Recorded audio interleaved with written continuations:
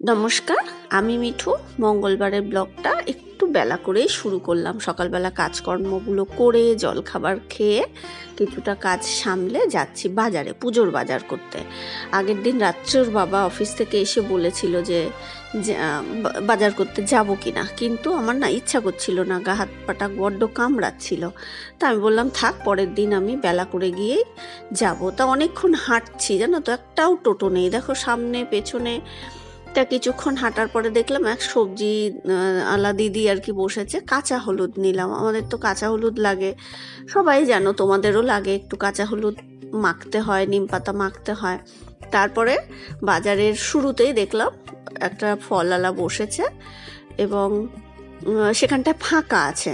তা আমি ওখান থেকে ফলটা নিয়ে নিলাম। এরপর চারিদিকে দেখো শুধু ফল আর ফল আর ফুল। আমার না পুজোর বাজার করতে খুব ভাল লাগে। সবজি বাজারও, আমার সবজি বাজারে গেলেও খুব ভাল লাগে। কিনি না কিনি, মানে এত ধরনের রং বেরঙের সবজি, সেটাই ভালো লাগে।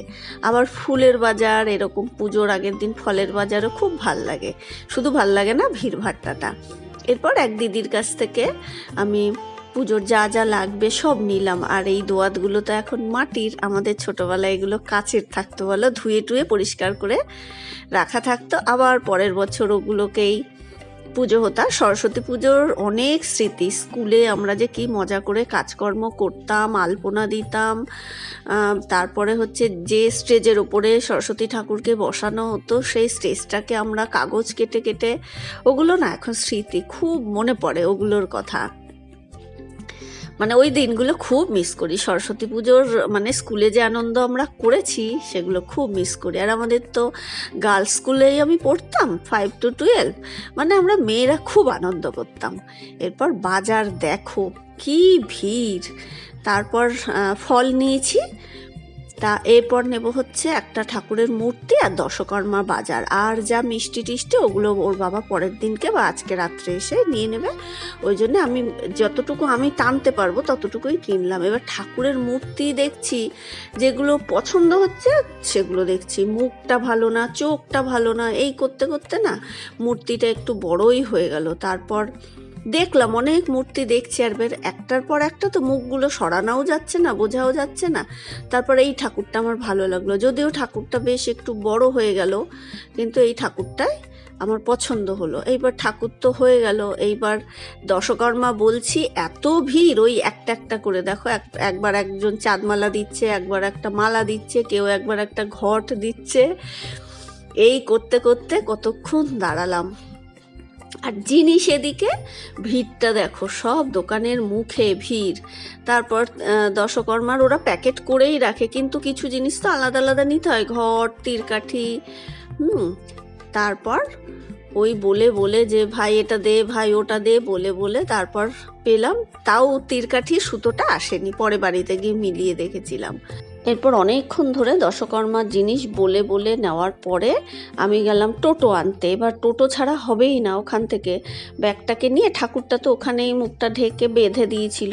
তারপর এক টোটোওয়ালাকে ধরে আনলাম। টোটোওয়ালাদেরও এখন বাজার, কি করা যাবে, এনারাও অপেক্ষায় থাকেন এই দিনটার জন্যে, দুটো পয়সা নেওয়া যাবে। তা যাই হোক, একটু বেশি নিয়ে নেয়। তা ঠাকুর আগে যে ছেলেটা আর কি দশকর্মার দোকানে থাকে, ওই বসিয়ে দিল আমাকে ঠাকুরটা, না হলে আমি পারছিলাম না। আমি বসলাম, ঠাকুরটা দেখো বেশ বড়ই হয়ে গেছে। তারপর দশকর্মা ফলের ব্যাগটাও ছিল ভারী, ও ধরে ধরে টোটো করে এনেছিলাম। তারপর যাওয়ার আগে ঘরটার মুছে যায়নি, কারণ দেরি হয়ে যেত আর কি। এসে ঘরটাকে মুছলাম, সব জিনিসপত্রগুলো একটু গোছালাম। তারপরে বাইরেটা দেখো অনেক ফল পড়েছে, ফল পাতা আর কি, শালের ফলগুলো তো রোজই পড়ে। এবার এগুলো ঝাড় দিয়ে পরিষ্কার করে একটু ধুয়ে দিলাম। এরপর চানটা করে এসে পুজোটা দিয়ে নিচ্ছি। আজকে মঙ্গলবার, আমার একটা বড় ভুল হয়ে গেছে।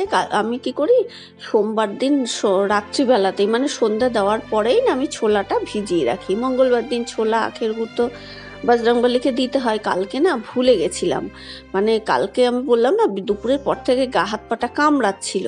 এই সময়টায় আমার প্রত্যেক বছর এই যে সিজন চেঞ্জের সময় সরস্বতী পুজোর আগ দিয়ে পর দিয়ে আমার হবেই দুদিন আর কি একটু গা হাত পা কামড়ে, মানে গা হাত পা কামড়াবে, জ্বর আসে না কিন্তু মনে হয় যেন এত গা হাত পা কামড়ায় না, মনে হয় যেন হাতুড়ির বাড়ি দিচ্ছে কেউ। তা যাই হোক, কালকে সন্ধ্যের পরে না কোনো রকমের সন্ধ্যাটা দিয়ে আবার শুয়ে পড়েছিলাম, যার জন্যে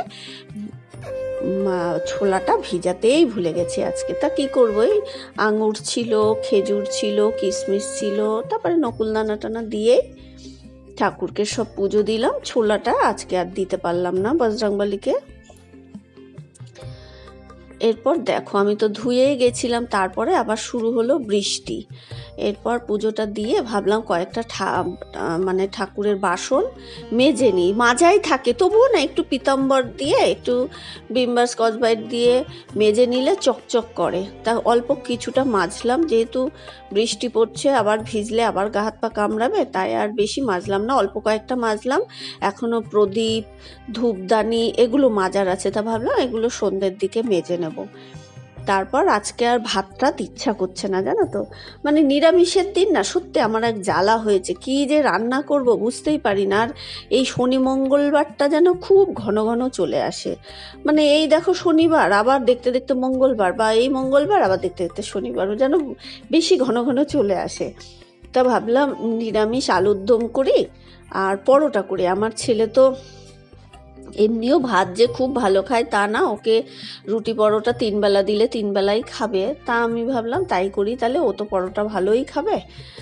নিরামিষ আলুর দম করলাম, একটু কাজু বাটাটা দিলে ভালোই লাগে, একটু মটরশুঁটিও দিলাম, দিয়ে পরোটাটা ভেজে আমি আর ছেলে